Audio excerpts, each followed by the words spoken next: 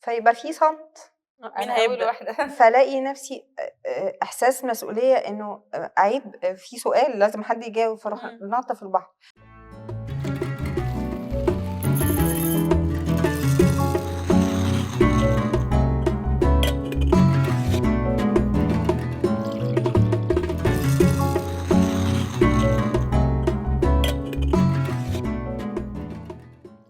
صباح الخير، حلقة جديدة من برود شاتس مع نورة وآلاء وهالة.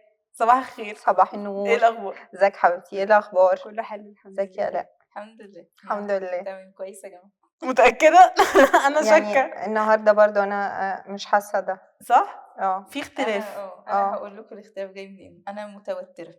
ياه شفتوا ما كانش باين. لا لا مش متوتر، يعني مفيش حاجة معينة، يعني مش قادرة مثلا أقول في دماغي لا في حاجة معينة موتراني، بس برضو ساعات بحس إن احنا موضوع المسؤولية اللي عندنا ده إن دايما في the back of the mind في حاجة بنفكر فيها، فده بيأثر. يعني حتى وأنا قاعدة هنا وبنريكورد البودكاست لازم هتلاقيه in the back of your mind في حاجة تانية بتفكري فيها. وده اللي أنا شفته وانتي بتظبطي خروج الولاد من مدرستهم. بالظبط. ففكرة بقى إن احنا نظبط مين هياخد من المدرسة وبعديها عندنا نروح فين وقرآن وتمرين وإيه الساعة كام، especially لو يوم ما بيبقاش مش ده الروتين بتاعنا، في حاجات جديدة، فمسؤوليتك كتير بقى اللي احنا فيها دي ده طبيعي من هتخلص الحياة. امتى؟ إن شاء الله في هتتغير، الجنة. المفروض ما بتخلص، المفروض هي مش في بتتغير. الجنة في الجنة بقى إن شاء الله تخلص مسؤوليات. هي شكل المسؤولية بيتغير بس. يعني حلو ولا وحش؟ قولي لنا كده من المستقبل، في امل ولا؟ مش عارفة، يمكن عشان من الحاجات اللي أنا بحبها قيمة المسؤولية، فيمكن ودي من اللي بتحركني على فكرة في الحياة. وساعات ودي اتعلمت بقى ان انا ابطل اعملها. كنت دايما اقول لهم كده انا اول واحدة بتنط في البحر. فمثلا اكون بحضر كورس ويبقى فيه ديسكشن فيبقى فيه صمت، مين انا اول هيبدأ؟ واحدة. فلاقي نفسي احساس مسؤولية انه عيب في سؤال لازم حد يجاوب، فاروح ناطة في البحر. فابتديت يعني احارب نفسي في الحتة دي ان مش انا اول واحدة، واتعلم عن دوائر مسؤولياتي بقى وحدود مسؤوليتي هي فين. يلا مسؤوليتي. مسؤولياتي لا فعلا. خلينا نمسك مسؤوليتنا، عشان احنا الحلقة اللي فاتت كنا بنتكلم على ازاي احط رؤية في تربية اولادي. خلاص احنا المفروض دلوقتي الموضوع بقى كلير ان احنا ازاي احط رؤية. هاجي هطبق الرؤية دي، تمام، يلا نصلي، يلا نحفظ، احفظي صلي. ففي الاخر ببقى واخده ستايل الام اللي عماله تزن. انا في دماغي الصوره، انت متخيله؟ وهم خلاص قفلوا منك، وبعدين كل ما بيكبروا بقى احنا، يعني انا ما اعرفش بس بسمع الناس اللي عندهم اولاد مراهقين بقى بتبقي انت حد الغلس اللي عمال يدي اوامر وفقدتي العلاقه الحلوه اللي بينك وما بينه. طيب تعالي اخدك معايا في انه الصلاه ذكرها كتير قوي في القرآن. وأقيموا الصلاة، صح. طيب وفي آية بتقول وأمر أهلك بالصلاة واصطبر عليها. وأنا حاسة وإحنا بنتكلم على الصلاة كتير، يعني دي مش أول مرة نتكلم عليها في الحلقة أو في الحلقات كمان اللي قبل كده، لا هو كمان المرة دي. فربنا سبحانه وتعالى قال وأمر أهلك بالصلاة واصطبر عليها. الناس بتوع اللغة بيقولوا دخول حروف كتير على الفعل يعني المشقة والمجهود وبتاع، يبقى نفس المشقة اللي انتي لاقياها في انه كل شوية زن، كل شوية اقول لهم قوموا صلوا وهيكرهوني.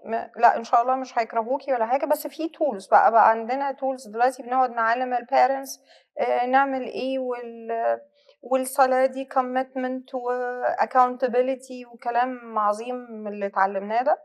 طب اعمل ايه؟ هنبتدي بالهير عن ناو. يعني نورة مثلا بتتكلم ان بنتها عندها 3 سنين. اوكي. بنوتك عندها 4 و8. 4 و8. 3 و4 دي قريبين من بعض و8. هل الخطاب بتاع 4 و3 دول زي ال8؟ بالتأكيد لا. فالهيرو ناو بيقول ان هنا ودلوقتي انا الصلاة بالنسبة للصغيرين ما بتكلمش على وضوء وما بتكلمش على إسدال صلاة وطرحة الصلاة، موجودين مش موجودين خلاص. فكرة إنها تيجي تقف جنبي على سجادة الصلاة الأكت نفسه. يس، ويبقى عندها سجادة صغيرة بقى وحاجات حلوة وجميلة، واللعب اللي إمم. احنا بنلعبها دي حاجة حلوة أوي. إمم. إن هي تنزل على الأرض وتسند أما تسجد وتحط إيديها وكحة على الأرض، مش دي معركتي لأ أنا بتطلع خالص. فوقيه. بتطلع ده الرسول عليه الصلاة طبيعي. والسلام لما كان بيشيل الحسن والحسين إمم. على ظهره. ده هي كانت آه. أنا فريدة بتتفنن تُقف، يعني ما أنا هاسجد أهو، هي واقفة هنا بقى. أقعد أنا نازلة أزُق بقى. لأ وليه تزقيها؟ تلاقي فين مكان السجود؟ أهو هتقولي ما هم أطفال، أيوه يعني صح. لا تعي ده، إمم. إنما ممكن بالراحة كده أجيبها في الجنب، من باب إن أنا باعودها إن ما تبقاش في قبلتي أو في إمم. القبلة بتاعتي. تليد البنوتة الكبيرة تليدة إمم. هيبقى الdelivery بتاع الكلام مختلف. صح. إمم. هيبقى عندنا check points كده، إحنا عندنا 5 فروض صليت منهم إيه، طب محتاجة إيه اللي عطّلني إن أنا ما صليتش إمم. إمم. شوية، ويبقى في consequences. هتعمل أي حاجة بس ده وقت الصلاة، للأسف مش هاقدر أعملها دلوقتي عشان ده وقت الصلاة، إنما إمم. مش ضروري أروح ضاربة في السقف ومش هتاكلي ومش هتشربي ومش هتتفرجي ومش no، هتقوم تصلي ترجع للحاجة اللي هتعملها، بس ببساطة. إمم. ما أعتقدش delivery بالشكل ده يخلق مشكلة. مشكلة، يخلّيني إنما هيعمل إيه effort عليَّ، أيوه طبعًا. وده إن أنا يعني أصلًا ألتزم بإن فعلًا مش هتعمل X غير لمّا تخلّص الحاجة دي. ويبقى عندي self regulation. أنا كمان صوتي مش عالي، كلماتي مش قاسية، صح. مش متنرفزة، مش صارمة، يعني حاجات كتيرة أوي. بس هاقول لحضرتك على حاجة، sorry للمقاطعة، في زحمة برضه الحياة عشان أبقى realistic أوكي، مثلًا العصر for example دايمًا هتلاقي يا نازلين حاجة، يا راجعين من، يعني وقته دايمًا بيبقى في حاجة جاية وراه، حلو، فأنا هابقى ما عنديش المساحة إن أنا أفضل واقفة وأتعامل بهدوء، هابقى متسربعة عشان عايزة ألحق حاجة، فيالّا بسرعة، فأول ما هاقول يالّا بسرعة أنا already فقدت القيمة بتاعة إن أنا واقفة لربنا، ده 1. 2 مش هابقى self regulated خالص، هتلاقي صوتي بيعلى وهازعّق صح. وهابدأ أتعصب. عارفة المشكلة فين؟ اهم. أنا بس عايزة reflect علشان ده كان بقية الكلام اللي أنا هاقوله، إنه إحنا في الأول في الحلقتين اللي فاتوا قُلنا إن إحنا هنحط vision. إمم. إحنا قبل كده وإحنا بنتعامل إحنا مش حاطين ده في أولويات يومنا، فأنتِ مش حاطاه في الschedule. يعني أنا مش حاطة في الschedule إن أنا مثلًا هي هتاخد نُص ساعة تلبس الصبح قبل المدرسة، فأنا في نُص ساعة تانية مثلًا هنصحاها بدري علشان نتوضى براحتنا ونصلي براحتنا عشان في الآخر ما يحصلش ده. شكرًا، ده جزء. إمم. الجزء التاني تعالي أنتِ بتقولي لي أنا بابقى واقفة على الباب، وactually ده اللي بيlead كل الحياة. إمم. أنا ورايا حاجة وin a mission، مش عندي mission، I'm in a mission، أنا ورايا حاجة، فأنا يالّا. طيب هاسألِك سؤال، نورة، أنتِ رايحة مشوار وصلاة العصر، إمم. هتروحي مشوار والّا هتصلّي؟ هاصلّي وانزل، حلو، ليه مش هتعملي كده مع بنتِك؟ علشان أنا هاصلّي في وقت غير اللي هي هتصلّي فيه. يبقى أصطحب معايا الجزء اللي قالته آلاء، إمم. يبقى أنا بارتّب نَفْسي، مش ضروري مشواري يعني دلوقتي العصر هيأذّن إمتى، أدّي نَفْسي براح وابتدي أتحرّك، عشان أنا يعني أنا متفهّمة إن أنتِ اخترتِ العصر إنها جات من المدرسة، الوقت بالضبط. العصر قصيّر، بالحق كل الactivities قبل الفطار، قبل كل ده أنا باجري، إمم.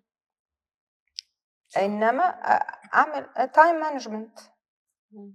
فبالتالي أنا صوتي مش عالي، وعندي وقت إن أنا أفضل بقى إيه، يعني أأمرهم واصطبر، والصبر بقى الصبر الحلو الجميل اللي ما فيهوش مش هاصطبر بقى باستخدم كل الأدوات اللي في البيت عشان أنا هاصطبر عليهم.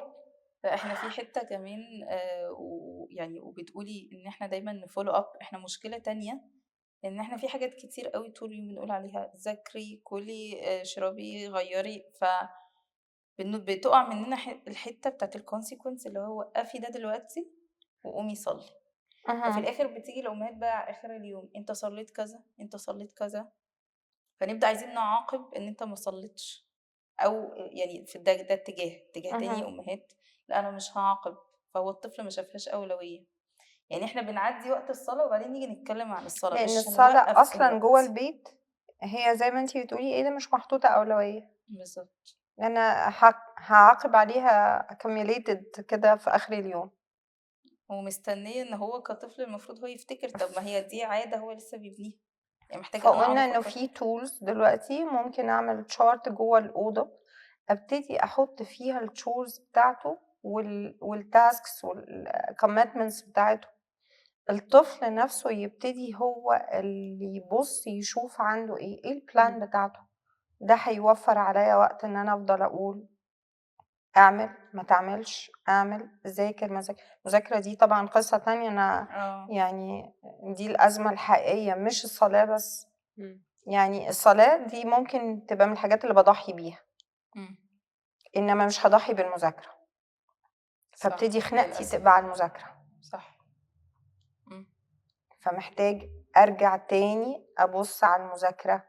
أنا يعني إيه مذاكرة؟ ليه مهم يعمل homework؟ ليه مهم يذاكر؟ الواي بتاعته هو مش بتاعتي أنا. إمم. لأن أنا بشوفها ببرسبكتيف تاني. هبقى أم فاشلة لو ما ذاكرش يبقى أنا مش متحملة مسؤولية. هيقولوا عليا إيه؟ إمم. طب والصلاة؟ يعني إحنا دلوقتي ما هو طبعًا ما حدش هيقول ما دي عليها من حاجة على ضمن الصلاة. أيوه دي من عشان ضمن كده إحنا مش الchores حاطين بتاعتك. إمم.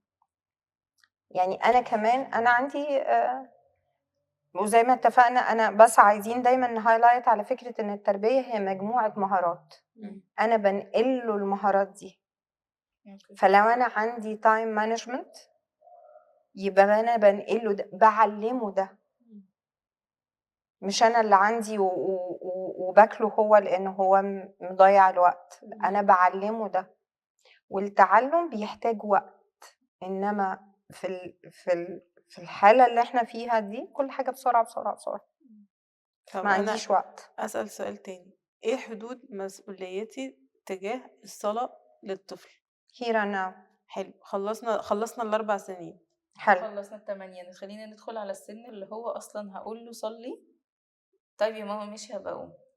يعني هو خلاص هو مش بيrespond، يعني سن بقى المراهقة، سن الأكبر، في سن كده اللي طب هو أنا هسميه هاrebel. طب بصي هسميه سن البلوغ عشان هو بقى مكلف. إمم. طيب محتاجة الأول أقدم له فكرة التكليف concept التكليف. أوكي. إنه مش أنا اللي باقول لك، هو ده ربنا، أنت حُر بقى. متشكرة. إمم. مش من عندي. مش أنا اللي باقول لك قوم صلّي، أنا بافكّرك. فاخد الدور بتاعي. بس هنتفق على حاجة أنا بفكرك وهفضل أفكرك. إمم. وأنت محتاج تبني علاقة مع ربنا سبحانه وتعالى. لأن أنا هنقله إيه؟ الرؤية الأولانية خالص أنا إيه؟ أنا مسلم إمم. تحت مظلة عبودية. إمم. فأنا بنقله الكالتشر دي بالفكرة دي بالكونسبتس دي. فما بابقاش أنا اللي متبنياها وباتعامل معاهم كأنهم حاجة منفصلة عن ده. أوكي. فبنبتدي ندخل كل البيت يدخل مع المظلة دي. من الأدوار اللي إحنا وكنت باكلم نورة فيها الpartner الشريك بقى. إمم. ليه مغفلين عن الدور ده؟ ودي برضه من دوائر المسؤولية. إمم. ليه باتكلم عن دوري أنا بس مسؤوليتي بس أنا كأم؟ عشان أنا اللي الأسرة معاهم، دي شراكة. بس أنا اللي معاهم طول اليوم، يعني هُم تقريبًا برضه إحنا في وقت دلوقتي للأسف كل الآباء هُم في الشغل لحد بالليل، فهُم مش بيشوفوهم في وقت الصلاة عشان يقولوا لهم صلّوا. اتفرجت مرة على فيديو عجبني فيه إن الأب هو البايلوت والأم هي الكو-بايلوت. إمم. مين معاه الكتالوج؟ الأب. الco-pilot. إيه ده الكو-بايلوت. بجد؟ ماشي. يس. أوكي. مين اللي بيقود الطيارة؟ الطيار الpilot بقى. البايلوت. إمم. هو اللي بيحط الكتالوج وأنا باطبّقه. فمحتاجين أرجع تاني خطوتين 3 4 لوقت ما اتجوزنا أوكي. نبتدي نset vision لحياتنا. إحنا عايزين حلقة أصلًا بقى قبل ما نset الvision يعني أصلًا هتختاري الpartner الصح اللي هيset معاكِ الvision المناسبة للvision بتاعتك. يعني دي برضو حلقات تانية اصلا. برضو مفيش ماجيك ستيك ولا كتالوج بتحرك بيه، هي تصورات، بحاول أفيد في التصورات، بستعين بربنا من قبل ومن بعد، مم. وأتوكل، أعقلها وأتوكل. في حاجات كتيرة كده لازم نبروزها، محتاجين نبروزها. أعقلها، توكل، سدد وقاربه، كلام كبير قوي، كامبس للحياة. مم. أنا كبني آدم كفرد، وأنا في وسط علاقة دي علاقة زواج، فأنا والبارتنر ده بنصيغ الفيجن بتاعتنا، بقينا فاميلي، فالعلاقة بقى فيها أدوار تانية، ليها تسميات تانية. طيب الفيجن الأولانية ماشية مع الفيجن بتاعتنا، كنا بالأدوار الجديدة الأب والأم ولا لأ، وهكذا. اوكي، تعالي نمسك حاجة تانية غير الصلاة. شوفي اوكي. مسؤوليتك ايه في البيت غير من الصلاة مع الولاد. الصيام بس، يعني مم. حاسة ان انتي كله هيبقى نفس بتتكلمي على الفكرة. عبادات، بالظبط. مم. العبادات دي جزء من ثقافة البيت، مش اوكي. مسألة مسؤوليات. وثقافة البيت مسؤولية مين؟ هرجعكم برضو ورا، مم. مش هقع في الحفرة بتاعتكم. برضه مسؤولية مين؟ الأب. صح؟ الاتنين في دورين مم. ايكول. هو الأب ليه دور كبير في توجيه سفينة الحياة، مم. والأم هي بقى ايه، مساعد الربان ده، الكو بايلوت. اوكي. هقولك لو ليه بقى بنتكلم على أدوار أب وأم، لا انا بتكلم على جوه الام دي. اوكي، ما انا جزء من مسؤوليتي، اوكي، اللي انا عايزه احط لها حدود دلوقتي واحنا قاعدين، انه هعلمه الصيام، ولما يكبر شويه يعني مش عايزه اقول هجبره، بس يعني اللي هو خلاص هي اتس اوت اوف كويشن ان احنا هنصوم. وبعدين لو هو معترض مثلا او لا مش بيصوم يعني او ايه مش معترض؟ عايز. بس الكلمة دي نورة، أصل كلمة معترض على فريضة مم. بتستلزم مني وقفة. معترض عشان أنا رافض الفريضة، ودي مشكلة. ده تراك لوحده خالص، ده بره القصة. اوكي. وإن أنا بتكاسل، وإن أنا ما بتكاسل. سددوا وقاربوا، هغض الطرف. يعني في سن مثلا هبتدي أعلم ولادي، بتعلموا ولادكم الصيام من كام سنة؟ ده سؤالي ده لسه كنت سؤال هسأله، تاني ما 6 برضه. اعرفش. سنين، وحسب الحالة الصحية بتاعة الطفل، مم. وجراديولي الساعتين 3 من وقت الصلاة لوقت الصلاة، وهكذا اوكي. لغاية ما يقدر يصوم اليوم كله، وحسب مقدرة كل طفل، وملهاش إنما الفريضة من عند البلوغ. مم. أوكي، مم.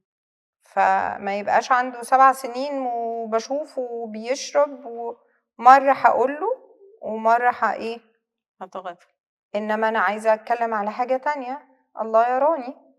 صح. فدي في معرض الكلام، ومن الثقافة بتاعتي، ومن حواري معاه، ومن حوار المطروح جوه البيت اوكي. وطبعا نفس الكلام ينطبق على الحجاب لو للبنات. البنات فرد، وقولا واحدا هو بدأ من سن البلوغ. مم. بأهلها بقى إنه بكلمها وإمتى أنا ببطل صلاة خلال الشهر اللي وفي سن معين، يعني مش هاجي 3 سنين أو 4 سنين أكلمها، إنما 8 سنين ممكن أكلمها، لأنها على مشارف إنه البلوغ، وسبيشالي إن الوقت بقى قريب، بقى في بقت ناس من هم صغيرين. بالظبط، من طبيعة الأكل والتغيرات الجوية والهرمونات وحاجات كتيرة، داخل فيها حاجات كتير. اوكي، طيب يبقى احنا كده زي ما قلنا، هي في الاخر هي عبادات، وكلهم بنفس الطريقة. هبدأ introduce كل حاجة بطريقة على حسب السن المناسب، وعلى حسب بالظبط. ان انا دايما برجعه للرؤية. حدودي بقى انا في المسؤولية دي بيتغير من سن لسن، بغض النظر انا بكلمهم ايه الامر اللي بديهولهم. مش هسألك انتي عندك كام سنة، اوكي، بس وأمر أهلك بالصلاة واصطبر عشرينات عليها. يعني. عشرينات حاجة صغيرة كده. عشرينات. فمش انتي بنتي وفي العشرينات، definitely مسؤوليتي هي التوجيه فقط. مم. هو توجيه عن توجيه اصل انا يفرق. شايفه قدامي صوره الست، اوكي، اللي بالعصايه، اللي بتزعق وصوتها قد كده. انت عندك صور كده. اوكي، والله ما مش هو ده التراديشن اللي احنا طالعين عليه.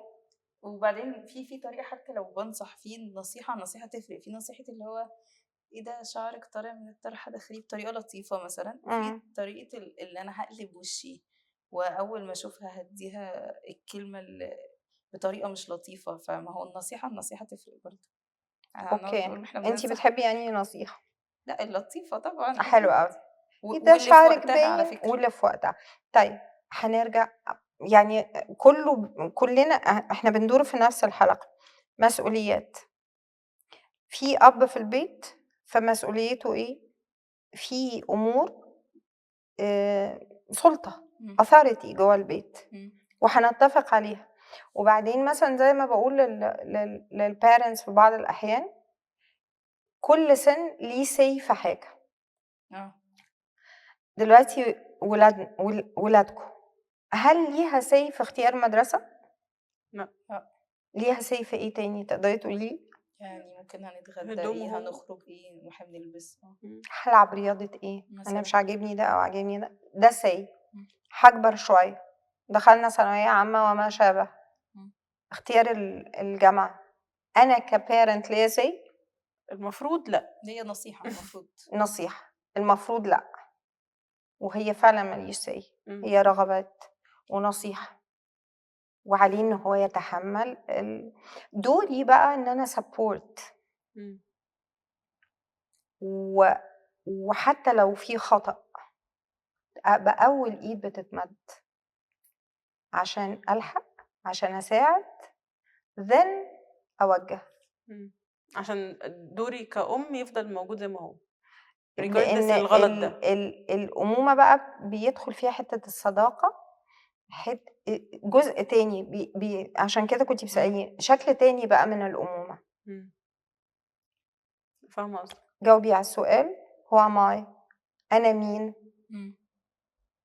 صح. فأنا مين لمّا أحُط أنا مستمع جيد، أنا سَنَد أو support، أنا أنا هاستخدمهم في دوري إزاي؟ فانا كل ما يكبروا يبقى اهم. دوري اكتر بنصح. إمم. وكمان بقى في مرحله كمان ان هم كبروا وبقوا متجوزين وبيربوا اولادهم. بالضبط. انا ليا سي آآ او مش انا بقى، انت ليكي سي في الموضوع. أنا ليّا say الsay بتاعي استشاري بحت، اوكي. وفعلًا عملت كده مع ولادي بقى. يعني مع ولادي بمعنى إيه، ما اتدخّلش في الحياة، مم. إنما أقول أنا عندي وespecially بقى إنه ده مجالي، مم. صح. فأقول إن أنا عندي وجهة نظر ومحتاجة إنك تسمعها، مم. اتاخد بيها، اتاخد بيها، ما اتاخدش هو اللي سايق مش بس في أنا. فرق في الطريقة، يعني مثلًا حضرتك دلوقتي قُلتِ إيه، أنا عندي وجهة نظر وعايزاك تسمعها. أنا أكيد لمّا حد هييجي يقول لي كده هاقعد وهاسمعها، وهاسمعها بصدر رحب واحتمال تعجبني فاعملها. إمم. إنما في بقى إن إحنا نبقى قاعدين أوكي، والولاد موجودة، وانا هدي. إيه العند ده كله؟ أنتِ على فكرة عاملة مش عارفة بلا بلا، يعني فاهمة؟ بطريقة aggressive جدًا، بseverity قوية جدًا، فأنتِ أصلًا أنا هانفر أيًا كان هو أنتِ بتقولي إيه. أقفي هنا يا نورة هاي. عشان أرجع لدوائر المسؤولية بتاعة آلاء. مم. إمم. أنتِ نورة، لأ أنا باتكلم أنا كتيتة دلوقتي. أنا فاهمة، آه. أنتِ نورة ببنتِك وفي تيتة برّه أو الجدة برّه أو الجد أو حد من القرايب أو جارتنا أو أي حد كبير. إمم. دايرة مسؤوليتِك في الحالة اللي زي دي تعملي إيه؟ مش عايزة أعرف منِّك. لأ فكّري، انا كأم يعني فكّري. لا ان انا احط الحدود. حلو أوي. الحدود انه محدش يعلق على بنتي. اتفضلي قولي لي هتحطّي حدودِك مع ماما هارُد عليها إزاي؟ إزاي؟ بالضبط، دي بُصّي حاجة ضحكِت محرجة أهي، مش جدًا. عارفة اتفضلي. لا احنا بس عايزين نقول disclaimer، احنا مش بنتكلم على امهاتنا أيوه ولا طبعًا. ابهاتنا ولا صح. صح، احنا صح، بنتكلم صح. على مشاكل الناس اللي حوالينا فيها. إحنا ما عندناش نفس المشاكل. صح. أوكي. طيب أنتِ لو مكان الناس اللي حوالينا اوكي. هتردّي إزاي؟ انا اللي بيحصل يعني ان انا مش هرد برضو قصاد الولاد. يعني مش هقول لا يا ماما مثلا ما تقوليش كده. حلو، بالضبط. هتكلم معاها بعدين، الا لو خبطنا في حاجه هتبوظ ثقه البنت يعني. حلو، ففي حاجتين. اللي هو مالك منكوشه كده مثلا، اقول لها لا هي مش منكوشه، هي ما اسمهاش كده مثلا.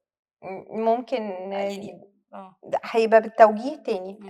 القصد اللي انا عايزه اقوله ان انت عندك دايره مسؤوليه، هريسيف ده مم. واتضايق وادخل في خناق، ولا هسمع ده ودايره مسؤوليتي هي بنتي مش الاخرين. تغيير الاخرين مش دايره مسؤوليتي، صح. تغيير ماما وبابا على فكره مش دايره مسؤوليتي في سن ما مم. خالص.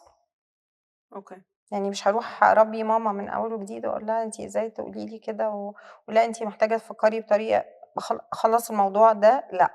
مم. وبيعتمد برضو على ثقافه البيت والمساحات المطروحه ما بيننا وما بين بعض. مم. انا اقدر ارجع واتكلم ولا لا.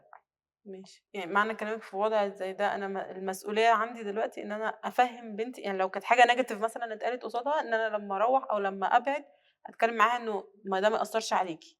طب ما اديكي مثال تاني وهو الاقرب، ان انتي تبقي قايله حاجه وعشان الجدود بيعملوا كده، بس انا انا جدا ما مؤدبه، بعملش كده. انا مؤدبه ما بعملش كده.